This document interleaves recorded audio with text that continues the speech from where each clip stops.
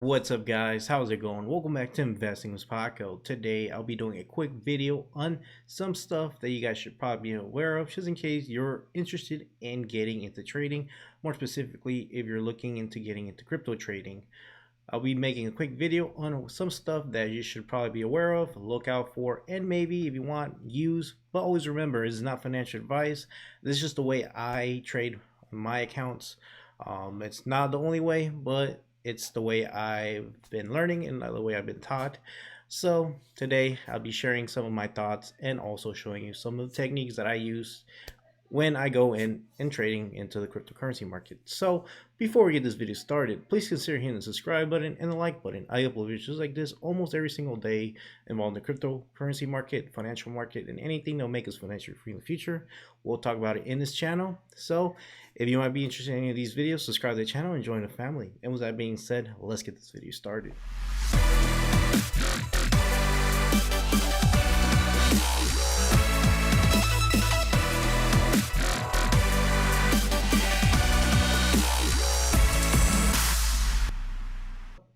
We are on WEBULL currently, but if you're watching this video, it's because you're thinking about getting into crypto trading or you already are.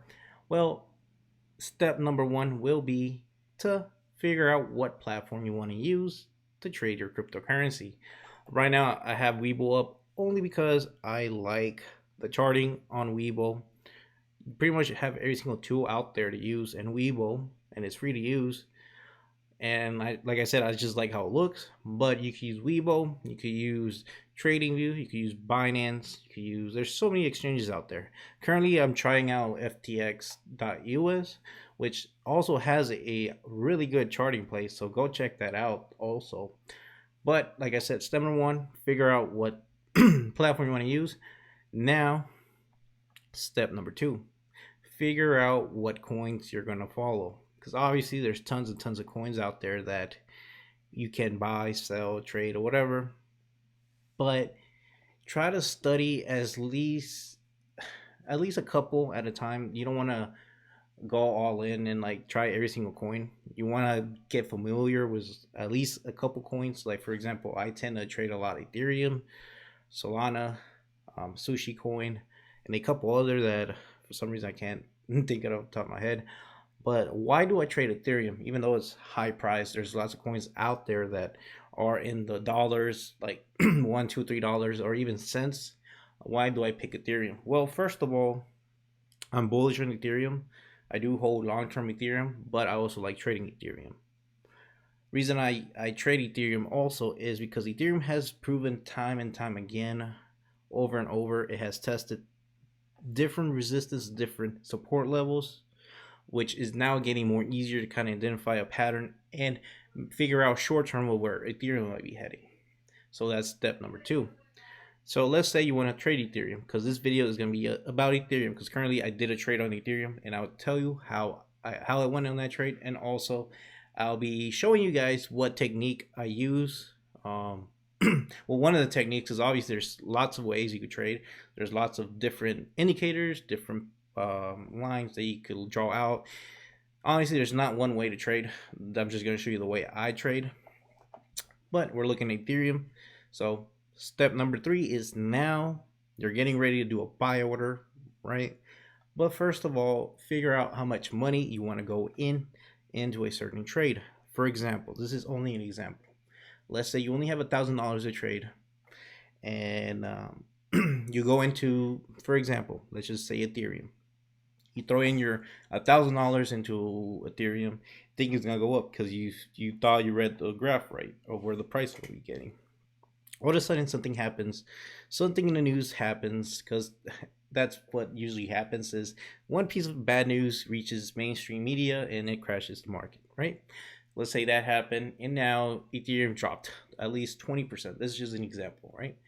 Your $1,000 is now you lost $200, and that's a pretty big blow, especially going in one coin. I would recommend would be, instead of going all your money in one single coin, is start out small. Try maybe 10-20% of your portfolio, throw it into a play, figure out if your technique, your pattern is working, and if it is working, maybe from there kind of scale up, but at least start out small. That way you can figure out your game plan, what techniques are best for you to use.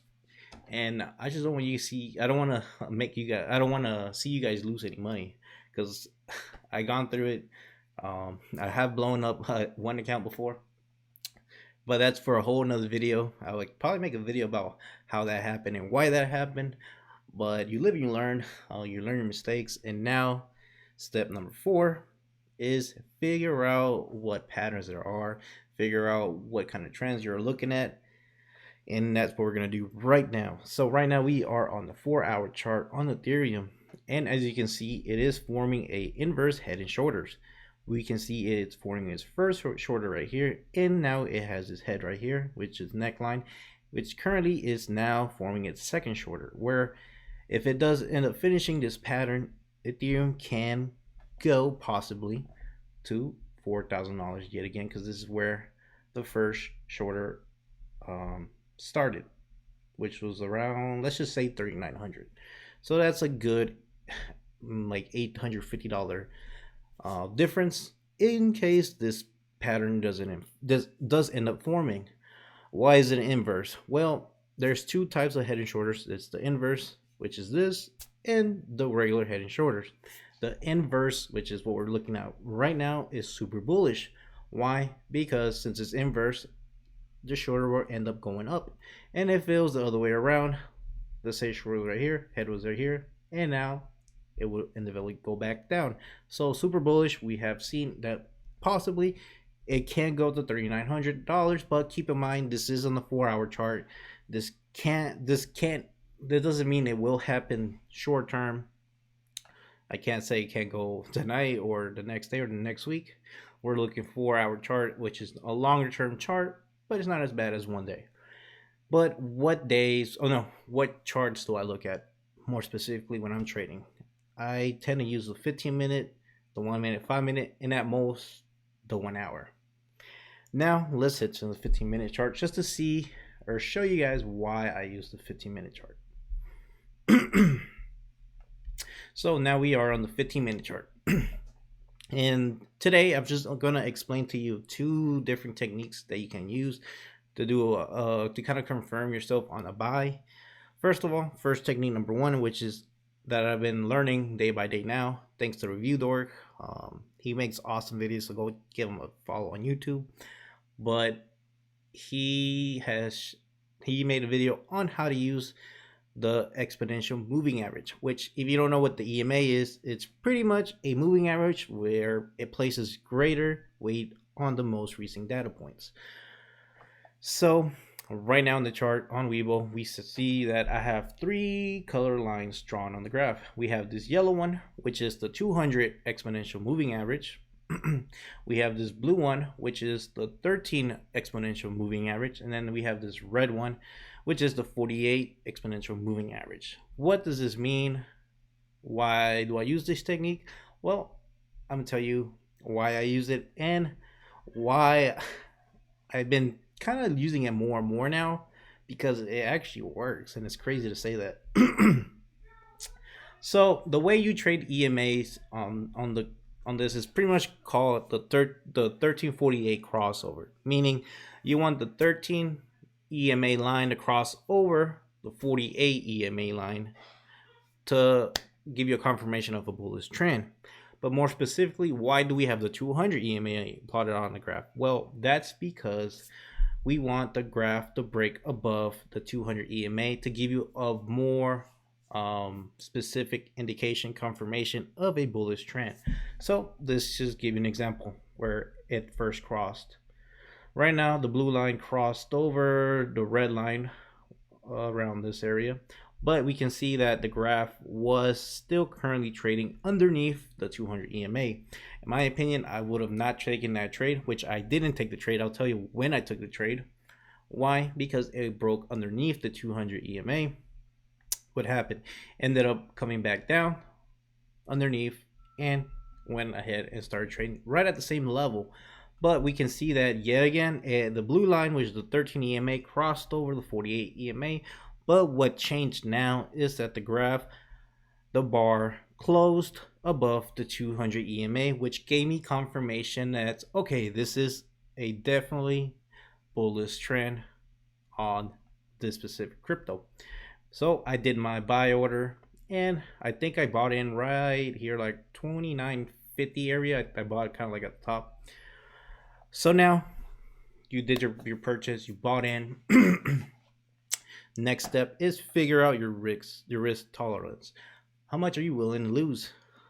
As we know, trading is not all about winning. You will always have losers, but the name of the game is for your winners to kind of outdo your losers. So set a stop loss, because since we are trading crypto, you're not trying to hold crypto for long term. Obviously, you can hold long term. I do hold crypto long term, but this video is specifically made for people out there that wants to trade cryptocurrency. So what did I do? I bought in at 29.50. I set a stop loss of, I believe, 28. Yeah, like 28.90, around this area, which was where it first broke out above the 200 EMA. Just in case it did, if it did end up being a false breakout, I wouldn't lose that much money, and I would just get my money back and start doing another play. So that's another step, is figure out your stop loss. Everybody's stop loss could be different. That's just mine. That's how I set mine. But look at this. This trade I did 214, which was today's the 15th. It was literally yesterday. I did the trade, and I literally wrote it out, and I recently sold it maybe like a couple hours ago. I sold it right at, I didn't wait for this peak, which, you know, it sucks. I wish I could have, but I was already in the profit. So I ended up selling right around this area, which was like 31.20, 31.25. So it was a good sizable size amount of profit. And as you can see down here, I have this other indicator, which is a stochastic indicator, which is another indicator to kind of give you another indication of when the trend could possibly reverse itself. And that was the reason why I sold around this area, was because we can see that right around here, this blue line crossed underneath the orange line, which indicating a sell order, which I was like, I'm already in the profit. And that's another thing that I learned the hard way when I first started trading out beginning, is I got greedy. I saw I was making money. I was like, no, I'm gonna squeeze out more of it. And usually when you end up doing that, it ends up hurting you more long term. So now my game plan going into a trade is, if I already have a sizable return profit in a short time amount of time, I lock in profits and I get out of that trade. And like I said, it does hurt. Like I could have waited off like maybe like literally like 1 or 2 hours more, and I could have sold right at here at 3,200. But if you're in the profit, you're in the profit, you're making that money, you already got your money back, and now you're waiting for the next play. So that's why I use the 1348 crossover EMA. And if you like what I said about the EMA, I could possibly make another video going more in depth on how to use the 1348 EMA. If you want me to do a video on that, comment down below on this video, let me know. But now, second technique, because I know this video is getting kind of long, is supply and demand. You might have heard that term thrown around out there. Lots of people use it, and apparently in the crypto world, a lot of people use supply and demand also. As you can see here, we are on the 15-minute chart. You see I have 3 rectangles drawn here, which are blue currently, right? So what is supply and what's demand? So supply is whenever you have a sell-off. For example, let me show you a good example. Right here, we saw it had a sell-off right around 32.37, and that indicates a supply zone. So you pretty much, you draw out the retainer, the rectangle right at the first or second bar where the trend started, which was around this area. So what I did is I extended it all the way forward, because now we're currently trading here. What does the supply zone mean? So meaning, for example, right now, since we are in the 15-minute chart, we saw that it did end up pulling back once the graph hit 3200, we see that it wicked up to the supply zone, which in turn it ended up pulling back, which is crazy to see that actually worked. And yeah, that's just another way you kind of use another confirmation on when to sell, is you supply the demand. And also you can see I have another zone down here, which is the demand zone. The demand zone is where you have massive buying pressure towards the upside. That's the demand. We can see here, keep in mind this is short term. We have one demand zone, which I don't know why I drew this one. Let me get rid of this one actually. We have a demand zone, so you literally draw it once at the first or second bar where the trend started to extend it. And currently what I'm waiting for, or to get back into this play, is for this graph to touch back into this demand zone, which currently, if it dips back to 31, yeah, around 3100 or even 3180, that's gonna mean for me a good buy opportunity. Get back into play and ride it back out to the supply zone and get back out. We're talking about about $120-$130 difference between this supply and demand zone. So that's another technique you can use. Like I said, I can make a separate video on how to use supply and demand zones, how to plot out supply and demand zones, and also another video explaining more in depth on the 1348 crossover method into trading. So yeah guys, that's it for today's video. I hope you enjoy. Like I said, comment down below if you found this helpful, interested, and also comment down below if you want to see more videos just like this coming up in the near future. And also I'll try to record my live trades. That way you get more grasp of what I'm doing. So yeah guys, I guess that's it for today's video, and we'll catch you all next time. Peace.